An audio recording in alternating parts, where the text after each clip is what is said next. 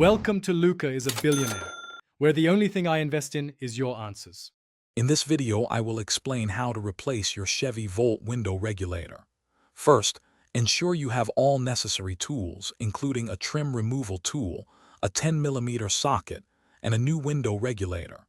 Safety is paramount, so disconnect the negative battery terminal using a 10mm wrench. Next, gently pry off the interior door panel, starting from the bottom edge, to expose the inner workings of the door. This initial preparation is crucial for a smooth replacement process. Once the door panel is off, you'll need to disconnect several electrical connectors. These typically include the window switch and the door handle cable. Next, remove the speaker, usually held in place by a few screws, to provide a clearer view and more working space inside the door. Carefully peel back the plastic vapor barrier, ensuring it remains intact, as it helps protect against moisture.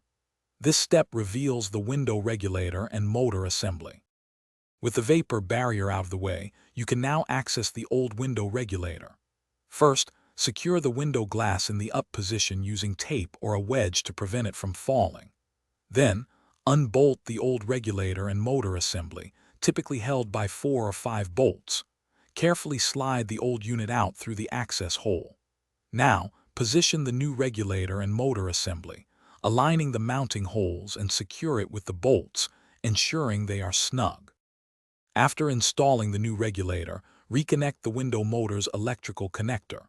Reconnect the battery and test the window's up and down function to ensure it operates smoothly. Once confirmed, reattach the vapor barrier, pressing it firmly into place. Reinstall the speaker and then carefully position the door panel, ensuring all clips align. Reconnect the window switch and door handle cables, then secure the panel. Finally, reconnect the negative battery terminal. Thanks for watching and please subscribe. It's the best investment you'll ever make.